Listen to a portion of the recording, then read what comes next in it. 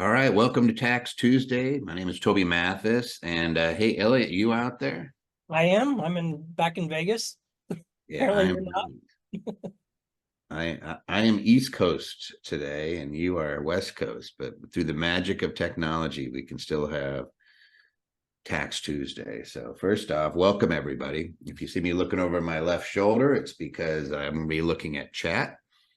Elliot's going to be doing most of the heavy lifting today because he has broad shoulders and lots of strength, and he's going to use his knees. Don't lift with your back. Never. And we're going to make sure we get into Tax Tuesday. If you've never been to a Tax Tuesday, first off, if you have never been to a Tax Tuesday, give me a thumbs up or some reaction. There's a thing that looks like a smiley face with a plus that says reactions. Give me any reaction just so I know that you're new. There's a bunch of people. There we go. So welcome to Tax Tuesday. We're just trying to answer questions, and what you'll find is that there are, gosh, let me see if I can count how many people are on that are answering your questions. We got Matthew, Elliot, Patty, Amanda, Dutch, Jeff, Tanya, Trisha, and Troy, a whole bunch of accountants, bookkeepers, attorneys to answer your questions. You can ask questions, in the Q&A, and they will answer them. If they get into too much detail, like you start talking about filling out a tax form or anything, we're going to invite you to become a client before we answer any further. But if you have general questions, we just answer them.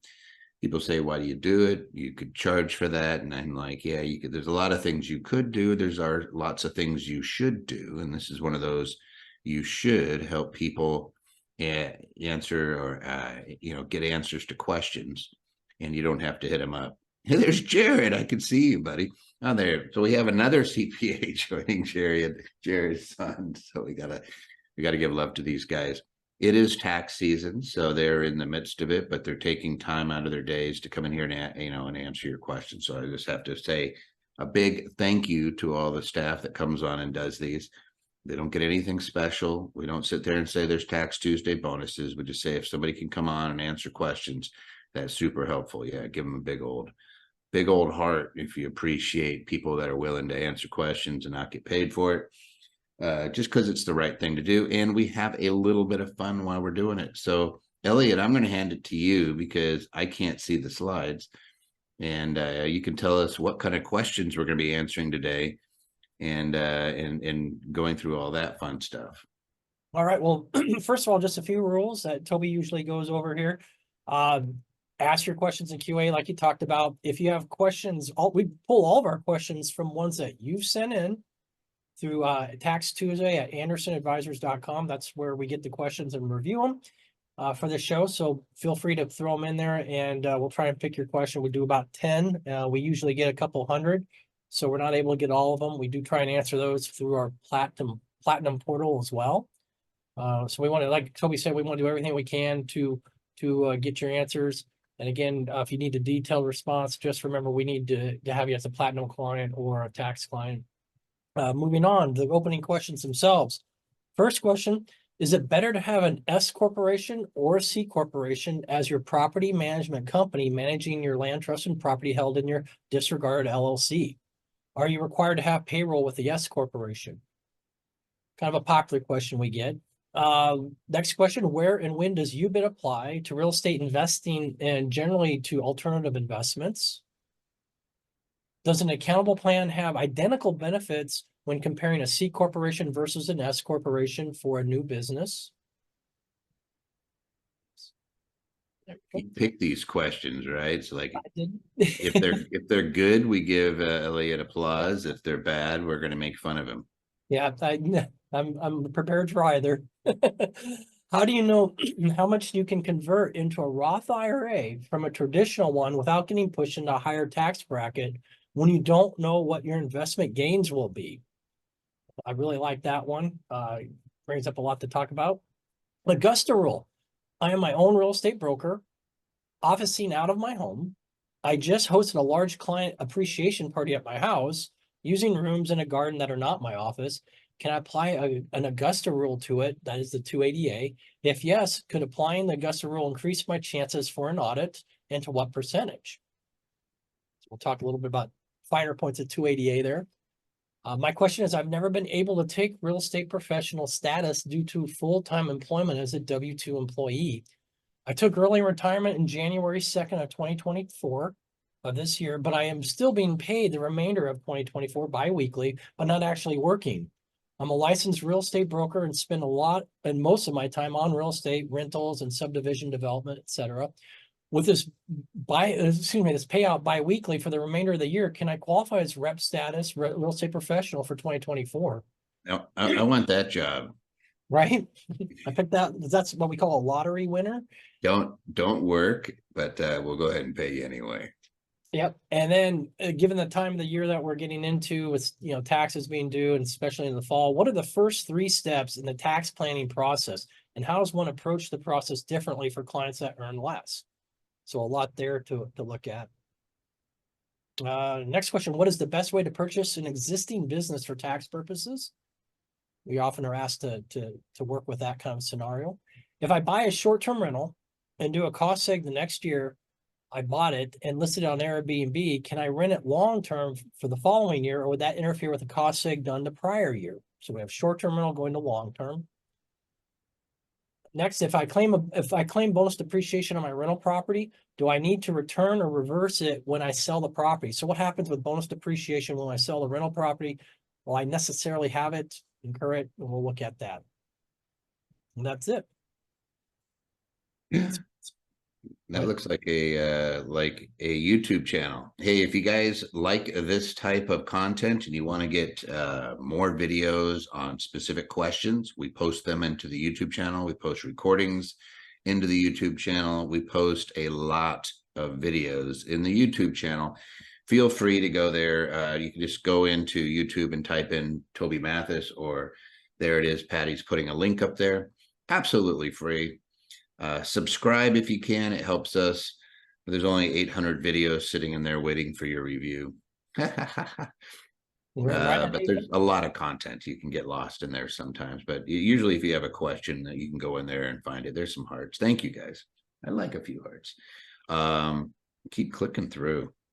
Okay. All right. Go ahead. No, you do this. Okay.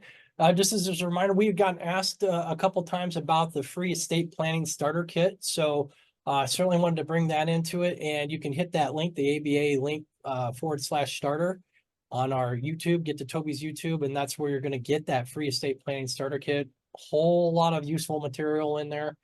I don't know if you want to describe it, Toby, what you got. Yeah, let me go over this real quick, because it was actually a question. I said, hey, we should post it as a question, but it said, Toby Mathis mentioned on YouTube that people should have an emergency kit, which is a brilliant idea, whether or not the person has a living trust. This is absolutely true. So what we're giving you here is something that you should have, period, and I'll explain why. Please post it again, because I cannot find that YouTube video. Thanks again for the awesome educational contributions. It's posted on the YouTube page, on my YouTube page, as the permanent pinned video right now. It says estate planning starter kit. I think I put emergency binder for a little while there, but I tried to give it more descriptive. There's about 20,000 people thus far that have actually put it into play, and we like that. There's no cost to it, guys. And here's what it includes. Things that you would normally not sit here and think of. So for example, if you have social media and something happens to you, who's able to go on there and let people know what's going on in your life? Right? Who can get into your Facebook, Instagram? Who can get into your email? Who can log on to your bills? Who can make sure they're paid? How do they get access? And what this emergency binder is all about, I call it an estate planning starter kit, but it really is an emergency binder to help you in the event of emergency, is it gives somebody some guidance on what they can do to help you. Everything from who your doctors are, dentist, what your investments are.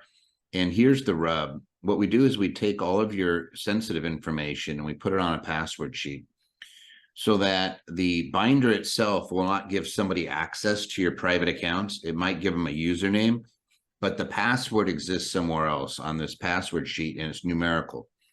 So even if they had your password sheet, they have no idea what it's tied to as far as which account and which username and all that. Like, it's just a generic password sheet, and it would say like 1 password is Elliot is cool number 7, right?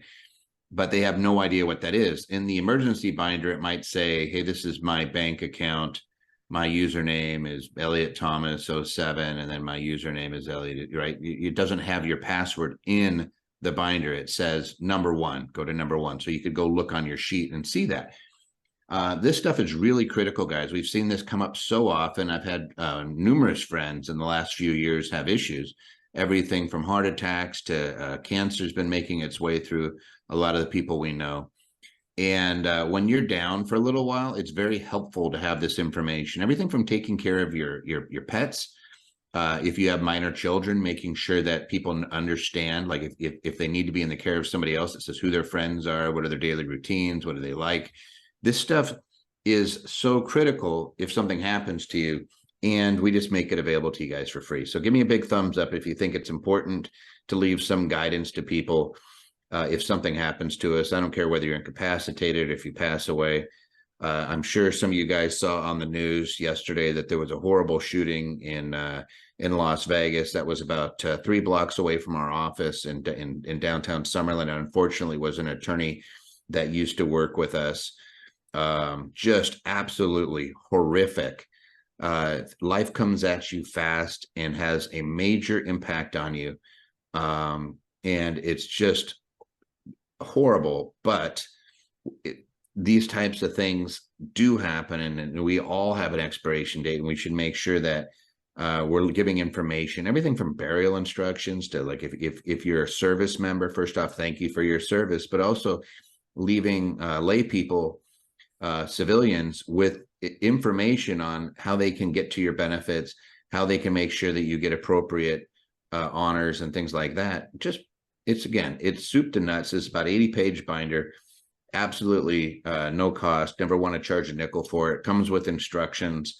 There's about a 90-minute video that walks you through each section. And again, it's yours for the taking, just to make sure that you have that thing set up. I know we're going to be talking about taxes, but it's worth 5 minutes just to go over this, to make sure everybody gets something that could help their loved ones out. I don't care how old you are, how young you are.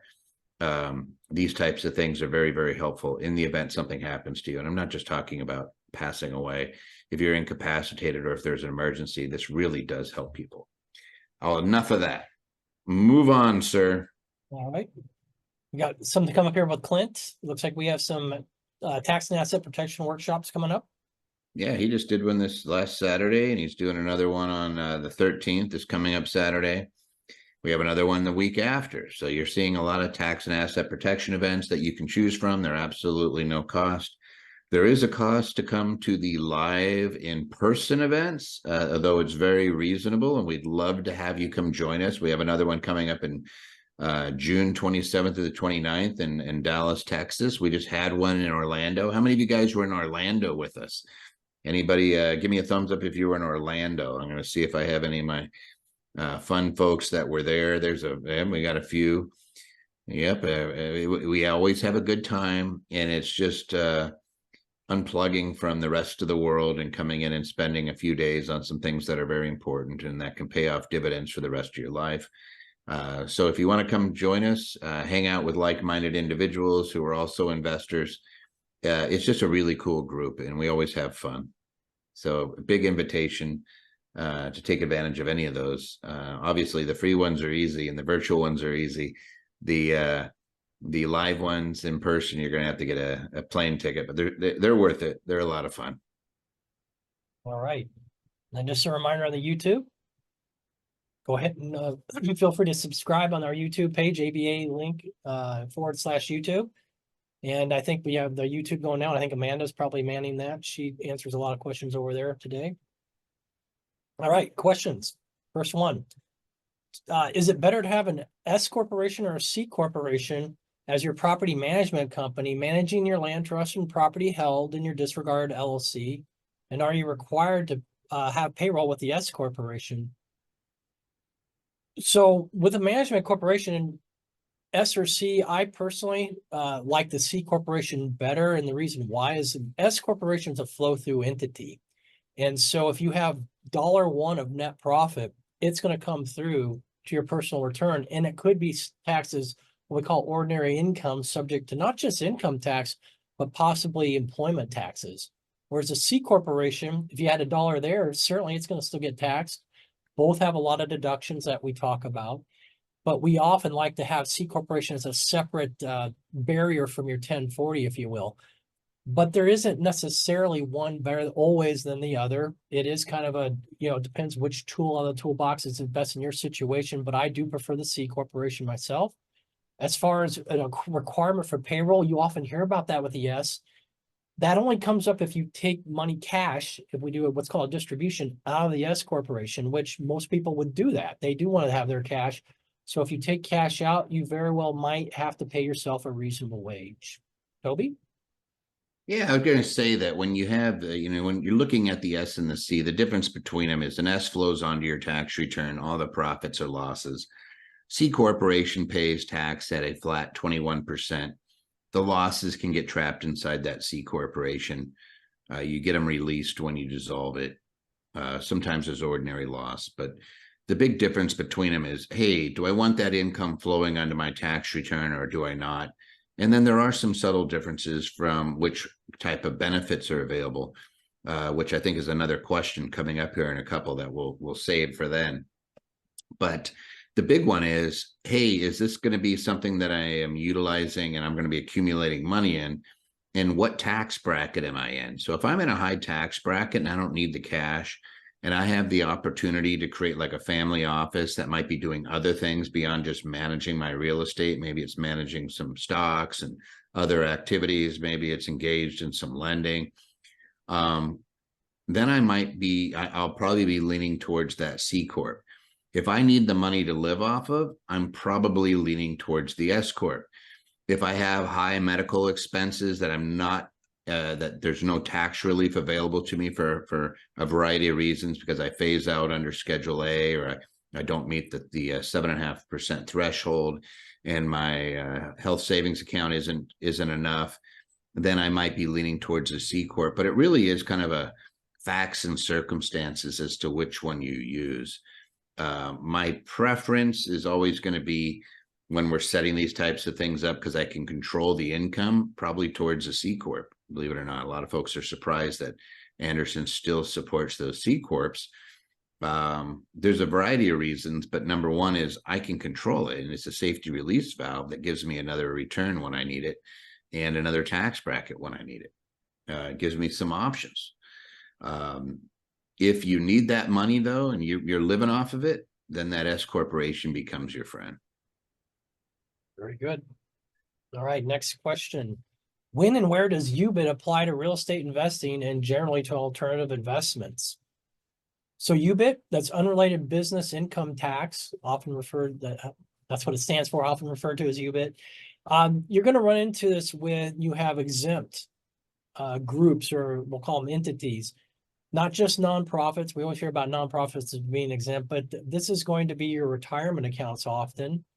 That you could have some forms of UBIT going through. Maybe you're solo, it can't take on certain kinds of income.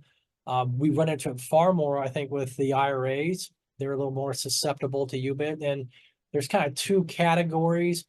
Income from an active business coming in on an ordinary basis that doesn't really, the terms the IRS use, it doesn't advance the exempt purpose of that particular exempt organization, or in this case, usually a retirement account. So that's what UBIT is. And it's taxed at a higher rate. It is taking our tax bracket and going up. Maybe you take $300,000, $400,000 to get the top tax bracket if you on your ordinary 1040. When we get to that 30-some% tax bracket within like $10,000, because we use what's called trust brackets. And so it increases really quick. Before you know it, you're paying top dollar on your UBIT tax. That's why it's something that people really want to pay attention to. Now, when we deal with real estate investing, I think often when you have flipping going on, that's an ordinary activity. You very well might be subject to UBIT there. But as far as your traditional rentals, the rental income itself isn't subject to UBIT. That's okay. But maybe we use some debt to go ahead and get that rental building in there.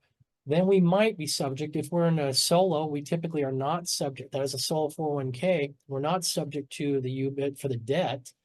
But if we are in an IRA, we would be. So that's kind of what UBIT is, where we run into it with the real estate as far as both flipping and long term. Toby, We should go over what exactly like UBIT really it is at its core and what rate it's being taxed at, because it's treated like a corporate income. yeah, But it's when you're exempt and you're competing with something else that is taxable. So if you're running a McDonald's inside of a charity, they're not going to let you not pay tax on it, right? They're going to say, hey, that's not related to your exempt purpose. And you're competing with a for-profit that has to pay tax. So we're going to make you pay tax. Then there's all these gray areas when you get into things, when they say, for like an IRA, like you just said, Elliot, hey, if you use leverage in real estate, we're going to make you pay tax. It's called unrelated debt financed income, taxed at UBIT. We're going to make you pay tax on that portion of the income that's made from using leverage, which is getting a loan to make profit. But the rule doesn't exist for some reason for 401ks. It's just kind of bizarre that an IRA has it, but a 401k, but we don't write the rules. We just try to follow them. And so, yeah, it gets into this weird area. So, getting back to the calling of the question, when does it apply to real estate investing and generally alternative investments? When there's debt or when the activity is no longer passive. So, for example, if you're flipping a bunch of properties, UBIT's eventually going to get triggered when that activity goes enough. Like most people will be okay with a few. You start going above that and you're going to see your custodian start to lose their mind, but there's no hard and fast rule on it, facts and circumstances. And they're just going to say, oh my goodness. So if you have debt, like you're doing, let's say you're doing syndications and you're doing multifamily syndications or storage where they're using leverage to increase, you want to do that out of a 401k so you can avoid having UBIT and UDFI. If you are doing active businesses where you're really involved in a business, then you're going to want to talk to somebody to make sure that that doesn't end up being taxable in your exempt account. But here's the rub. If there's deductions available to that business, it's still, you're only getting taxed on the net income. So some of these businesses are able to zero out every year and it really doesn't matter at that point, right? But there's no profit. But then if you sell it, so let's say that we had real estate and we had loan on it and you're like, oh, but we have depreciation. We didn't have to pay tax, and your accountant's saying, oh, don't worry, there's no tax. We're offsetting it. So you're in an IRA and everybody's happy. And then you sell it and there's a bunch of capital gains. The portion that's related to the leverage is taxable. And it's like, right? It's just you see if you can play that. I don't have this. Taxable, right? So it's like all of a sudden you're hit and it's sad. So I don't want you guys sad. I see a lot of sad emojis, crying emojis. We don't want UBIT. So knowing a little bit, talking to your custodian, talking to us, we'll make sure that we steer you in the right direction. all right. Does an accountable plan have identical benefits when comparing C-Corp versus S-Corp for a new business? So first of all, being a new business or not shouldn't change too much. It's just a C-Corp versus S-Corp. And Toby was alluding to this earlier. Both S and C, you can do such things such as a 280A Augusta Rule, have meetings. You can do an accountable plan for reimbursement. But what is an accountable plan? Accountable plan to me is just anytime you pay for something out of your own pocket for the benefit of the corporation, and it's for a reasonable business expense, then you can be paid back, reimbursed, tax-free to you, and your corporation gets to take the deduction. Common examples, maybe you have an office in your home that you use for the business. You can be reimbursed. We call it administrative home office. The big difference between the two of them, though, is the medical reimbursement. We do that. We see that a lot in 105 plans, a lot more in the C corporation than in the S corporation. I don't know if I personally kind of think of the medical reimbursement plan being something different than an accountable plan, because you kind of have to have some specific medical reimbursement language in there to set that up. Whereas an accountable plan, you really just have to say you can be reimbursed, and it doesn't have to be quite as verbose and descriptive. So I kind of throw those as different. So I think both can have an accountable plan. It's just that your C corporation has the medical reimbursement, and that's the real big difference in the benefits, I would say, probably the one we most commonly see. Yeah, an accountable plan at its core is a written plan to reimburse an employee for expenses that they incur on behalf of the company. So if the employee has a cell phone and the employer is getting a benefit from it, then there's actually law on this. The employer is supposed to reimburse them the fair market value of like a cell phone, the cell phone data, the cell phone usage, if they're using it as a phone. Under the regs, that money is not taxable to the employee. So if I reimburse Elliot and he's an employee of a company and I'm the company, Elliot doesn't have to report it. There's no withholding. There's nothing. There's nothing. There's no employment taxes. It's exempt. Now, this is not available to non-employees. So if you're a sole proprietor or a partnership, you cannot have an accountable plan. You can only have an accountable plan if you're in an employee-employer relationship, and that necessitates the use of an S-Corp, a C-Corp, or a nonprofit. You can have an LLC taxed as an S-Corp. You can have an LLC taxed as a C-Corp. Now, here's the big difference between our friends. LLCs taxed as S-Corps and LLCs taxed as C-Corps, or S-Corps and C-Corps. The big difference is an S-Corp, if they reimburse you for health-related items, including insurance, it's taxable to you. A C-Corp, if it's reimbursing you for health-related expenses, it is not taxable to you. So what happens is S-Corps, people know about this all the time, they reimburse for like a group health plan, and then the owner has to report it. And then they say, well, I wrote off the insurance premiums. Yes, as a self-employed individual, you can write off your health premiums. You'll take that on your 1040, though. It's still included in your income. When you have a C-Corp and it covers these things, you do not have to jump through that hoop. Plus, the C-Corp isn't limited to just the insurance premiums. It could reimburse you for anything. So if we have clients that have more than $20,000 a year of health-related expenses for a dependent or for themselves. A C-Corp can reimburse you every nickel. It doesn't show up on your tax return. It shows up as an employee expense on the corporate return and as a deduction. That's it. And it works like a charm. So do they have identical benefits for everything else? Yes. The only difference is really that health reimbursement plan. They're available for C-Corps as non-taxable benefits, and S-Corp could still do it, but it would be taxable to the recipient. Anybody that's greater than 2% owner is going to be hit with that. So that's why you'll oftentimes see us when we're doing our analysis is we're looking at your Schedule A.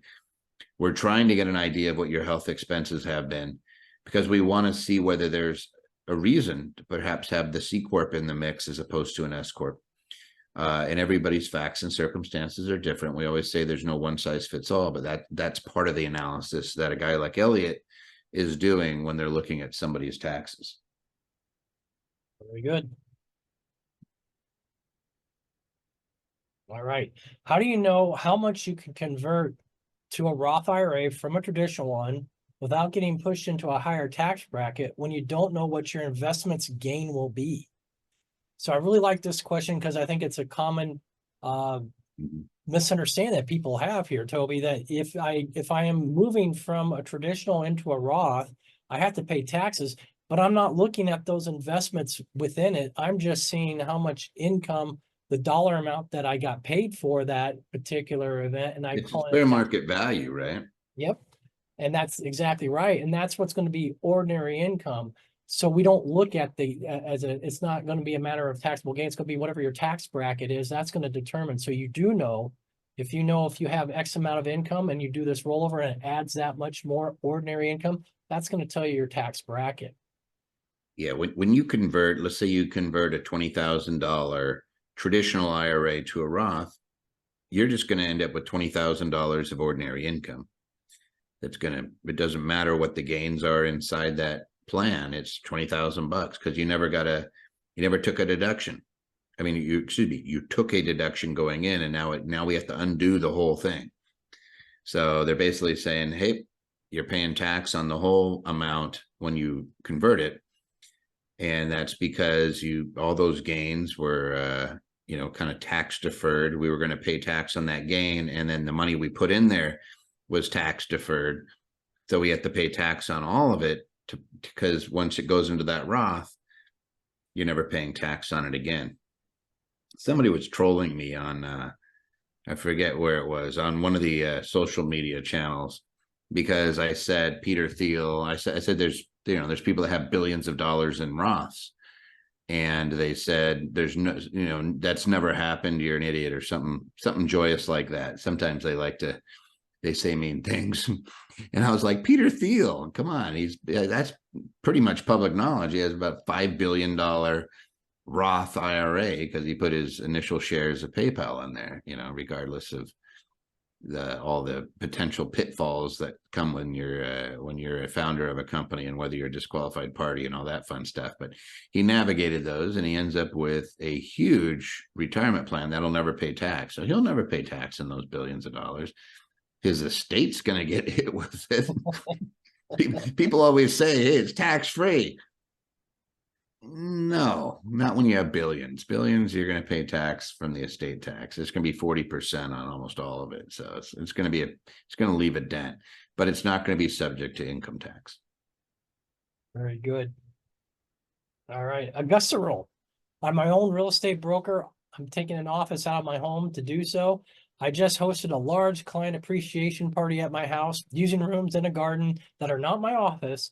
Can I apply an Augusta Rule there? Can I take it as a deduction? If yes, could applying the Augusta Rule increase my chances for an audit, and to what percentage? So I want to tear this one apart. First of all, we're talking about the Augusta Rule, or we often refer to as 280A. That's the idea that you can rent out your home up to 14 times a calendar year, no more. And that income is basically tax-free to you. You don't even have to report it on your return. If you happen to do it through your S corporation or your C corporation, that's the one doing the renting, well, then they get a deduction for it. So it can be a real win-win for you. Now, one thing that got my attention here is we had this large client appreciation party. We start getting into the realm of entertainment. And so I want to be careful there when I do something like that to make sure I don't mix that really with Augusta Rule. I think what we have going on here is probably under the entertainment, or the lack thereof, deduction for entertainment. You could probably deduct maybe 50% of meals and beverages and things like that, but we want to be real careful. I probably wouldn't use Augusta Rule myself for a party or anything entertainment like. I'd really stick to the things that we know work, and that would be probably meetings, although it can be broader than that, certainly. But I don't know if I want to do any entertaining. I think that's a kind of a little bit of a flag to watch out for. But having the Augusta Rule, using it certainly should not increase your chance of audit. Even if it did, you're probably going to win as long as everything was reasonable and you had good documentation. As far as what percentage, I don't think it would raise it any percentage. What say you, Toby?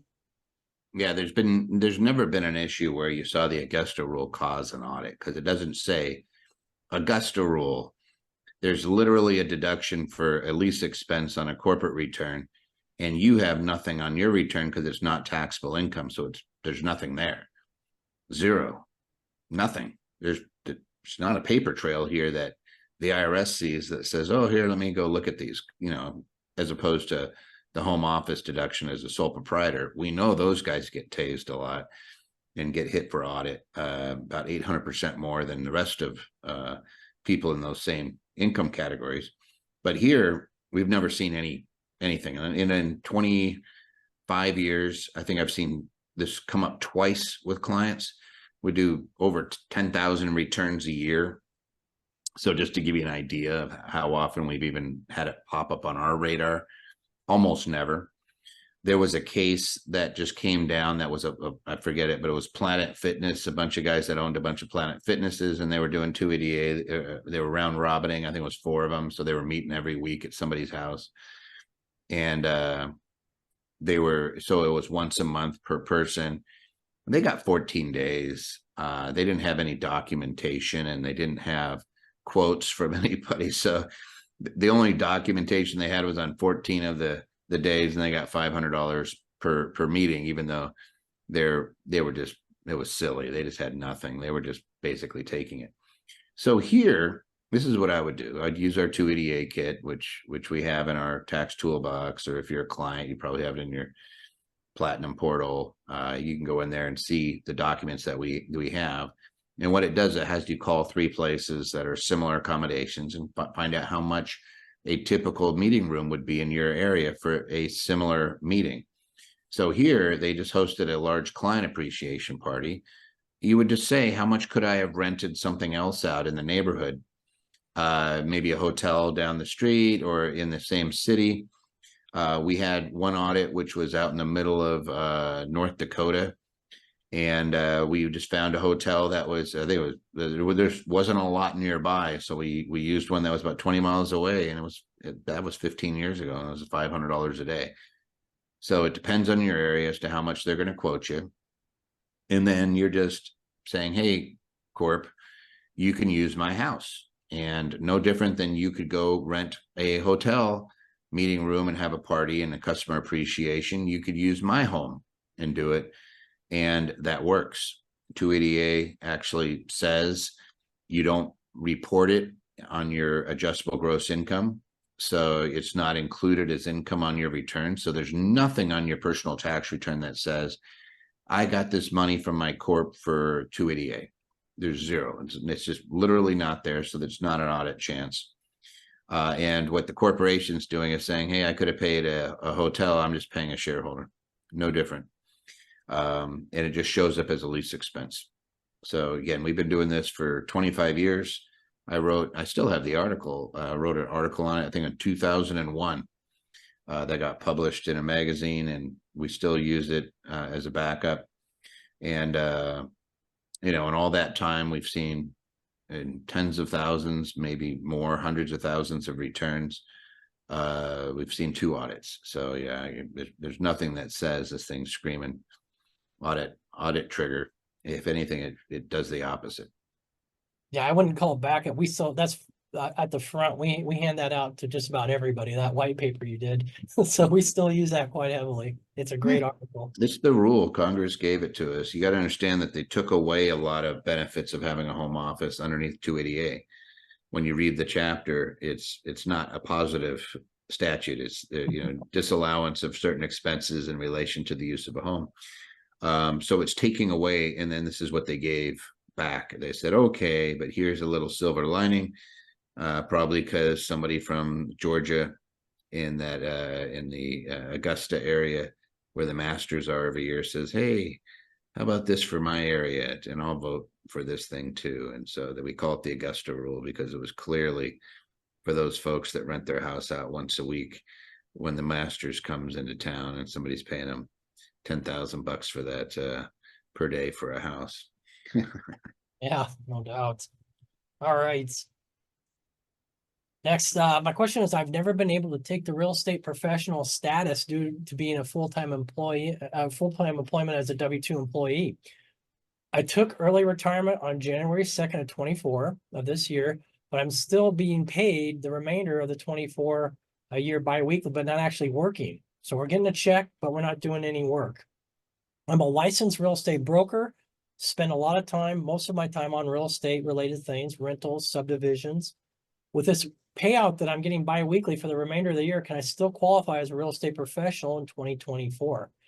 This is fantastic, because the rules for rep status, and we're probably going to go in those pretty deep here, it's based on whether or not you can do it. The prohibition to having W-2 income is if you are actually working at your W-2 job.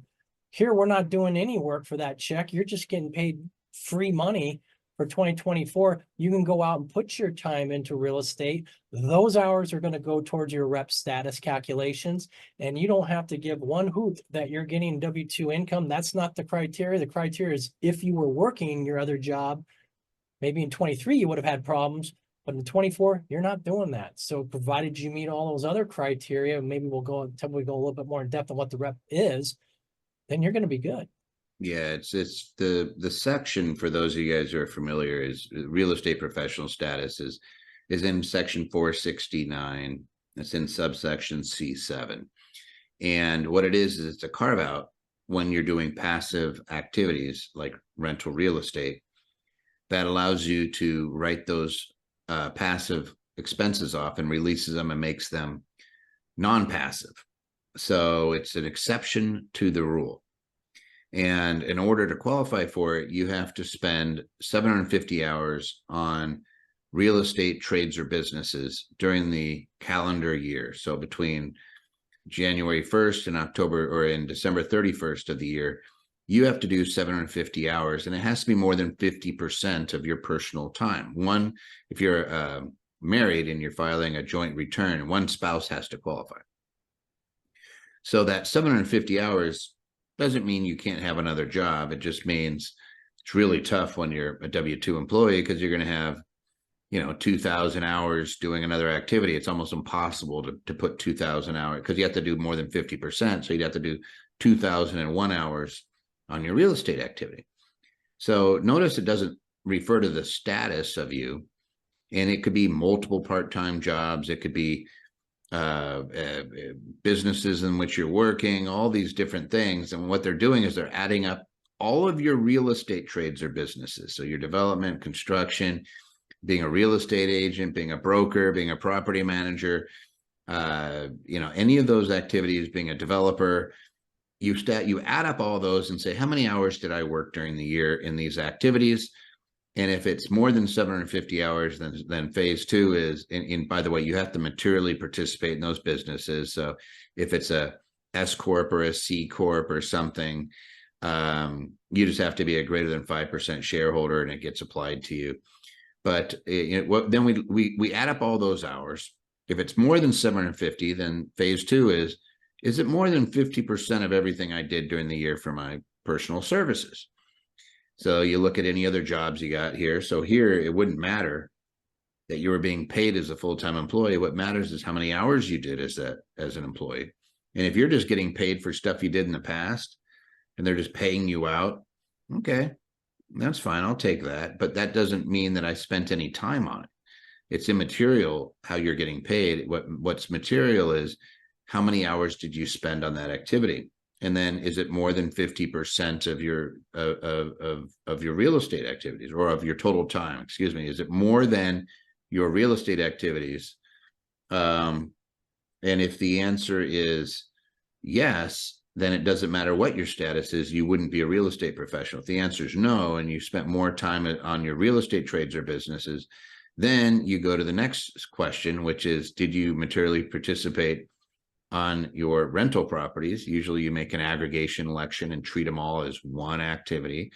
And you have to meet one of the 7 tests for material participation, which most common one is 100 hours and more than anybody else. That one seems to be the winner chicken dinner for most folks. It could be 500 hours and then we don't care about anybody else. But for the most part, that's what you're trying to do. So to answer this person's question, it sounds like you're going to meet prong 1, and which is the 750 hours and more than anything else you're doing, more than 50% of your time. Prong 2 is, did you materially participate on your real estate activities, on your rentals? That's up in the air. We can't tell from this question, but there's a good chance that you are, especially if you're in the real estate business and you're handling on your stuff. On your real estate investments, then chances are you're going to be able to qualify. And it doesn't matter about your biweekly payoff. It matters about the amount of time you spent on your activities in 2024. All right, perfect.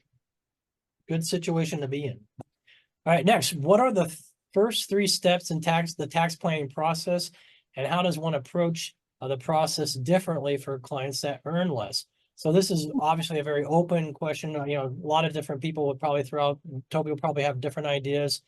But the one thing I think it all starts when we have a business, you got to have good bookkeeping. You got to talk to our buddy Troy, who's on here answering questions, our bookkeeping team. If you don't have good bookkeeping, you don't have good numbers. And if we don't have good numbers, reliable numbers to work with, everything else really could become suspect. So I always go with bookkeeping. I think that's fundamental. And then I think knowing where we are today, what kind of taxable entities you have, because we talk a lot about S-Corp, C-Corp partnerships, all those can have little differences going on with them. So you want to know what you have in your tax planning, how those are impacted by taxes. And then I think you want to know to the best of your ability where you're going. What is my goal? If I have a guide path, a North Star, so to speak, that's going to help you align everything, the good bookkeeping with where we are today with our entities and where we're going forward. And I think those, if I had to boil down the three, that's probably what I would pick. Yeah, I would always say that you're just trying to figure out, like, this is what I do with people that I kind of treat like myself when I was getting started, which is $1 to me when I was started was really important. Is $1 to me still important, but it doesn't change my lifestyle at all. But if I could find somebody $2,000 or $3,000 a year by watching nickels and dimes and really making sure we're maximizing our deductions for expenses we've already incurred, that can be a vacation for somebody that they had otherwise wouldn't be able to go on. So I tend to focus even a little bit more maniacal on finding things on folks that are, $50,000 or below. I know a lot of tax people are like, no, I only want the big ones. And it's like, no, it doesn't affect people nearly as much. When you're dealing with somebody who's making 10 million a year and you save them $1 million, they just thank you. And, and they think that's cool. When somebody's making 50,000 and you save them 5,000, that's a life changer to that individual. And especially if you're doing it repeatedly, year after year, it has a pretty significant impact on their ability to retire and ability to enjoy life. So what I usually look at is the first thing I'm looking for things that they're already incurring that they're not getting a tax benefit for.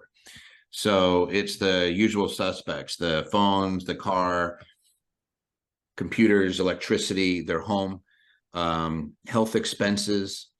And we're looking and saying, is there a way to get a tax advantage for that? Even if it's a small amount, what if it's $500 a year? I don't care. That $500 makes a big difference. I remember saving up my first meeting with an accountant. I had to save up for like 2 weeks to save up $300. I still remember that. Like, that was a pain in the katush. I wanted to meet with the guy and he wouldn't do it unless I paid him first, because he probably knew I didn't have any money, right? And he was like, you pay me first, otherwise I'm not going to chase it. And so that makes a pretty big difference on somebody when you're able to save hundreds of dollars on somebody when they're living off of thousands. Obviously we love the ones, Elliot, you just did a tax review I saw was I think $107,000 a year you'd found for a client using a different type of retirement plans and a bunch of money they were leaving on the table as far as the way they were treating their activity. $107,000 a year for that client makes a huge difference, but it's not nearly as critical to the person who that, 10,000 or 5,000 or 2,000 can make a pretty big impact on somebody who's counting dollars, right? And so whenever I'm looking at it, I'm seeing what's already coming out. What is the low-lying fruit? What are things we can implement right now at low cost? And then you move on to the next stuff where you're saying, is the juice worth the squeeze? When you start looking at things like structures and writing things off, that certain types of expenses and using a business structure, that's usually kind of the next level. And then using like the loopholes like cost segregations and accelerated depreciation and really maximizing real estate losses and real estate pro and short-term rentals and all those kind of come in. But just good bracket management, just trying to figure out where the money's coming in, what type of income it is, stuff I'm already paying. Can I get a tax benefit out of it? That's just your bread and butter. That tends to be what I'm looking at. So the first 3 steps would be to calculate things that you're not getting a tax benefit for, calculate the types of income you have and whether there's a possibility of recharacterizing some of those in a different way that's beneficial to you. And then step 3 is, do structures change anything? Those are probably the first 3 for me. Perfect. Well said. All right, just a little break here. We got the tax and asset workshop. Just a reminder about that. April 15th, April 20th, back-to-back Saturdays. That's going to be the virtual event. And then we have the big one in Dallas, live June 27th to the 29th. Continue on. What is the best way to purchase an existing business for tax purposes? So this one is most often what we're looking for maybe is a purchase of the ownership of it. Meaning if you're buying an S-Corp or a C corporation, you probably want to buy you're going to buy the assets. You want to buy the assets because now you're going to be able to get those at your fair market value that you paid for them. We call it stepped up basis in your assets. It's going to help you out down the line as far as depreciation. That's probably number one there for someone who's purchasing. Number two, purchasing that method, you're only getting the assets. You're not picking up the garbage. If you went out and bought my corporation by buying my shares, you're going to take with it any garbage and baggage I got, any lawsuits that are ready to happen. They come with that when you buy the whole building or the whole the ownership of it, the shares. So probably I think an asset purchase is the most common, best example for a buyer, because you get that stepped up basis. You don't have to worry about liabilities or anything like that, that you're an old business happening from the business, the entity itself. And I think that's probably what you look for the first as far as how to purchase. Toby? Yeah, no, you just hit the big ones. I just say that there's kind of a hybrid. There's a 338H8 or H10 election that could be made when somebody buys a entity, I think it's an S-Corp, and they want to treat it as an asset sale, they can do so, even though you're buying the company. Otherwise, the way to think of it is you can't write off stock, right? So if I buy Microsoft shares, I can't depreciate it. If I buy real estate, I can, because you're buying it and you got a depreciable asset. But when I buy stock, I can't. So when you're buying a business, you don't want to buy the stock. You want to buy the stuff, what the business has, everything from its goodwill to its furniture, to all of its equipment, all that stuff, because you can write it off and you get a tax benefit. And then if they don't want to and they're saying, hey, I still have to sell this thing, then sometimes you make it an S and you do a 338H8 or H10 election, and you say, hey, you know what, I'm going to treat it as an asset search, even though I'm buying your shares, and for tax purposes it's treated as an asset purchase. So you just got to have somebody who's done these a few times on your on your team to make sure that you're buying it right. A lot of times you see people buying businesses that are equipment rich, and you don't want to see them buy the stock. Now, if I'm the seller, I want to sell the stock because it's capital gains, right? And in some cases, like I'll have a 1202 stock where I don't have any gain. We had a client a few years back that was able to avoid tax on about a $40 million transaction because of the way it was structured underneath the small business stock exclusion, which was just extraordinary, well thought out and well executed. And, the benefit was they avoided a lot of tax. And you had to sell the stock under that scenario. So obviously somebody's giving something up. And I've been in these where at the 11th hour of a deal, the buyer did not know when they were buying a company that they would not be able to depreciate their purchase. So they were buying something. I was involved in one that was about a $6 million transaction, and just nobody had addressed it with the purchaser. You can't write these things off. So the first thing I did when he called me up was I was like, $6 million. Well, I mean, you're not deducting that, right? You're not getting a tax benefit out of this transaction. He goes, what are you talking about? I'm going to write the $6 million off. And I was like, it's not how it works. And so then we had to have a conversation with everybody that was negotiating the deal. It changed things, because if you get no tax benefit out of it, that changes the economics of the situation. So, so the best way to purchase is to buy, if I'm buying, is to buy the assets or do a 338. If I'm selling, then I want to sell the stock, and those are competing interests, and they need to be factored into the deal. And sometimes that's a negotiating point. Very good. All right, if I buy a short-term rental and do a cost seg the same year I bought it and listed on Airbnb, can I rent it long-term the next year, or would that interfere with the cost seg done the prior year? This is a common strategy. Folks will go out and get a short-term rental, take the cost seg, take that massive loss, and then next year try and turn it into long-term because they don't want to put the time commitment into it or something, or whatever's going on with their day. There's nothing wrong with that, provided, and you'll have different accounts have different takes on this. But I think our approach is that you need to have at least rented it. You really want to have rented it at least once before the year end in year one as a short-term rental, 7 days or less. And then, of course, meet all the other criteria, material participation, provide some services, etc. If you do that, then what you do the next year is immaterial to the first year. You can go ahead and do it, continue as a short-term rental, or you can do as a long-term rental the next year. That should not have any impact on the previous year. Yeah, and what Elliot's referring to is there's regs that say that if the average use of a property is 7 days or less, that it's not considered a rental property for the passive activity loss rules.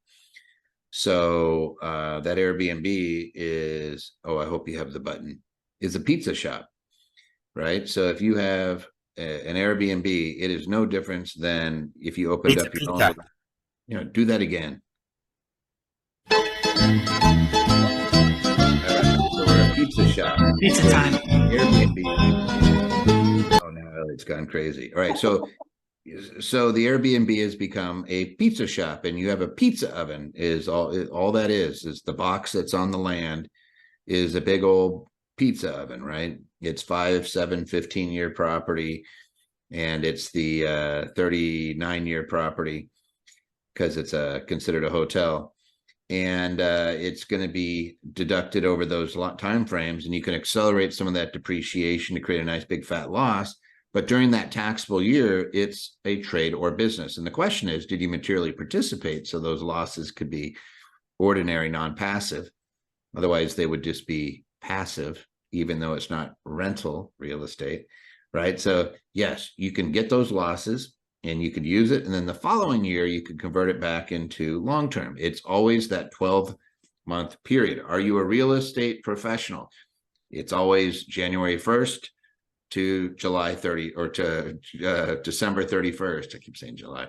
January 1st to December 31st. And they say, what are the facts and circumstances in that period of time? Now, if you are at the end of a year and you say it's short term, and then you immediately turn it into a long term the following year, there's a chance the IRS is going to be confused, saying there's really not enough data for that year. You really didn't use it much. I think it's long term, and I see that you made it a long term. Therefore, the facts and circumstances support that it was long term, even in this period. You don't want to leave yourself in that situation. So make sure that you've got at least a few rentals, probably 5 or 6. If you had it for a month, do it. And then I would keep it as a short-term rental for a few more months if I had to, even if I was going to convert it into a long-term, because again, they look at the 12-month period. So you have a whole bunch of short-term transactions, and then you have one long one. As long as you're renting it long for about 6 months, I think you're always going to be pushing yourself into a traditional rental, and you're going to stay away from the short-term rental rules. But it makes a much stronger argument that for that previous term, it was short-term. So again, if you buy it in December, you rent it out twice, and say it's an Airbnb, and then immediately turn it into a long-term, I think you're begging for trouble.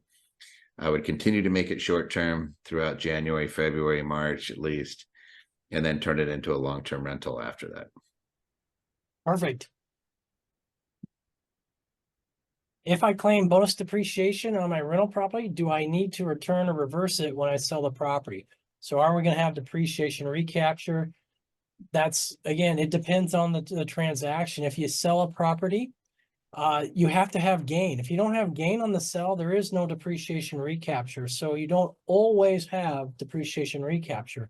But if you do have gain, then we're going to look at what kind of depreciation was taken, whether it was what we call 1250, it was just a regular building, Or did we break it into what we call 1245? That's going to be your tangible personal property. Those have different rules and different tax rates for depreciation recapture. If you've had the property long enough, let's say you had it cost segregation done and you had 5-year, 15, 20-year property. If you were maybe over 5 years for some of that, then maybe we would just write that off. That would be your 1245 property subject to the highest tax brackets, and we will just kind of write that off, and that gain would go over on the other side to your 1250 property, your capital gains, long-term capital gains, so you get the more favorable rates. So the bottom line here is that if you have capital gain, you're going to have depreciation recapture. But there's things we might be able to do depending on how that depreciation was taken to put it more favorably in your ballpark. But if you don't have gain, no depreciation recapture. And let's make Elliot's answer kind of real with an example. So let's say that we had a rental property and we did a cost seg on it. And we broke it into 5-year property, 7-year property, 15-year property, and then 27.5 years for the structure. The depreciation recapture on that structure is 27.5 years. And it's going to be recaptured at your ordinary rate, maxed at 25%. So people always say it's 25%, but it's whatever's less. And then you have the personal property, the 5, 7, and 15-year property is taxed as ordinary income. So it just goes into your tax bracket. But it's value. So let's just pretend that you bought that house and you held it for 5 years and you sold it. And we go in there and we look at the 5, 7, and 15-year property. You're not selling carpeting. That carpet's worth nothing. Right? So you don't pay any recapture. That goes all to long-term capital gains, which will be taxed at 0, 15, or 20%, depending on your tax bracket. The 7-year property, probably the same. I'm probably, there's very little value in it, if any. Usually you're putting it on a schedule when you're saying, hey, what are you buying? And you're going to say, is there any value to these things? Chances are there's very little to no value. The 15-year property, you got to determine whether they're even buying it. Like, again, a lot of it's in that purchase and sale and what they're actually buying. And they may not be buying, like land improvements are typical. So like you might have shrubs, trees, flowers, things like that. And they're just going to rip it all out. That's not what they're buying. They're buying the land and the structure. Then you would have almost no recapture on those items. It would all be the recapture on the structure, which would have been the 27.5-year depreciation. That would be it. So that's how that stuff works. And we've seen cost segregations done after the sale for that very reason. When somebody's selling industrial equipment or industrial property, for example, or warehouses or multifamily, it's not unheard of for there to be a pretty sizable difference. Usually it's about 10%, 20% of the tax bill that can be saved by doing that cost seg. So we've seen people go in and do that cost segregation after the sale, even when they no longer have possession of the property. They can go in and say, hey, you know what, it benefits us because we held it for, usually it's if they held it for at least 5 years, because there's no recapture on that item, and it can make a big difference. The one I use as an example all the time, for example, was a tax bill that went from $278,000 to $200,000. So saved them close to $80,000 in taxes just by doing a cost seg. And, little to no risk. The company we've used has done over 26,000 cost segs and has had less than a dozen audits over the years. So it's like very seldom do you see a professional cost seg actually questioned because they do everything right and they've never had a bad result. So in those 10 audits, they won every single one of them because they're doing the report the right way. The IRS is just looking to verify. So here you are looking at it going, hey, could I get a tax benefit with little to no risk? Is the juice worth the squeeze, right? Is it paying me at least a lot more than what it's going to cost me? So if it's going to cost me $5,000 to do a cost seg and it's going to save me 50 grand, I'm doing that like that all day long. So that's how that stuff works. And it's always worth taking a look. All right, perfect. And that's it for our questions today. Woohoo! Reminder, we got this guy on YouTube. Go in, sign up for the YouTube channel. Myself, Clint Coons has a great channel. His is more asset protection. Mine tends to be more tax and financial planning. You'll see a lot on there about types of things you invest in. In fact, hey, look, it says 5 investments that reduce taxes. I like stuff like that. 20 sources of tax-free income. That's weird. So if you like that type of stuff, go in and subscribe, like some videos, put some comments in there. It helps us out. You'll see there's just a ton of content.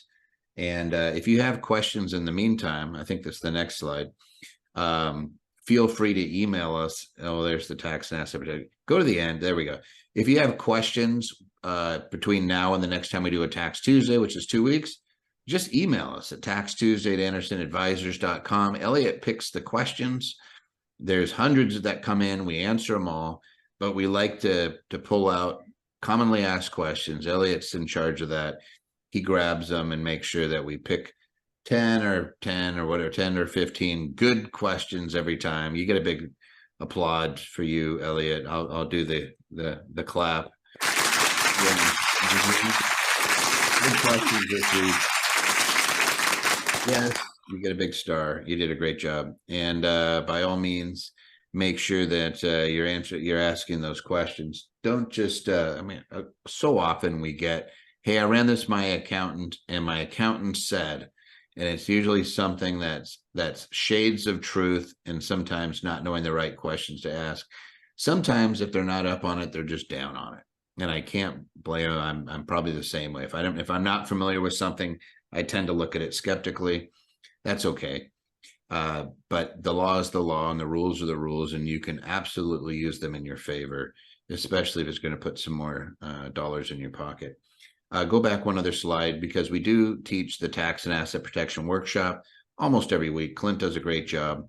We're doing one this weekend and then the following weekend. And then we have in June, our live tax and asset protection workshop. It's a 3-day affair in Texas. So the 27th, 28th, and 29th, we're going to be doing just tax and asset protection on that one.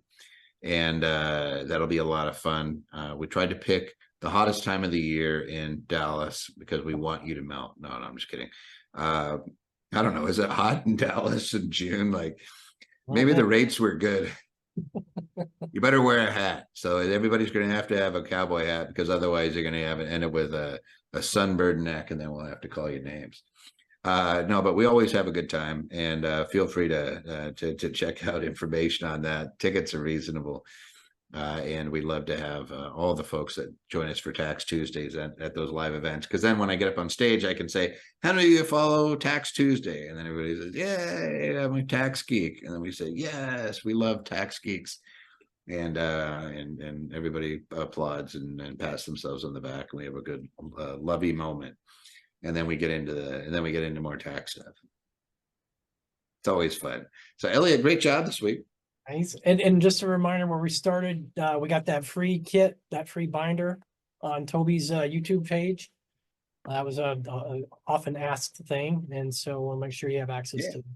Get yourself an emergency binder. If you have anybody that you know that could benefit, there's nothing in it. Like there's nothing in it that's a pitch. It's just, we're just giving it away. And why do we give it away? I don't know, because it's the right thing to do, and to try to get people to do an estate plan. Maybe they'll use us for estate planning. That'll be great. So if they want that living trust, maybe they can reach out to us. But in the rest of the time, just let's make sure that people actually are addressing those. Again, it's an electronic version. You can download it, print it out, stick it in a 3-ring binder, and make sure people actually know how to take care of you in the event something happens, and make sure your affairs are taken care of. And it's just the right thing to do. Nowadays, there's so many questions that come up. People don't know where you have accounts or how to access them or what to do. An emergency binder will help them and go a long ways to keeping them from having a complete meltdown in the event something happens to you. Think of all the people you'd be leaving behind, and you just want to reduce that stress during that period of time. So get that emergency binder. Patty put that link in there. Absolutely free. Yes, we love stuff like that. Elliot, thank you, sir, for handling all the heavy lifting. I hope your knees don't hurt and your back is keeping it straight. I didn't see you bend over when you were doing the heavy lifting, so you get a big star. Thank you. Don't do a lot of lifting. Yeah. And I'm going to go walk on the beach. All right. Have a good one. See you guys in 2 weeks. Hey, thanks for watching. Click the link so you can join us live and get your question answered by myself and my tax team.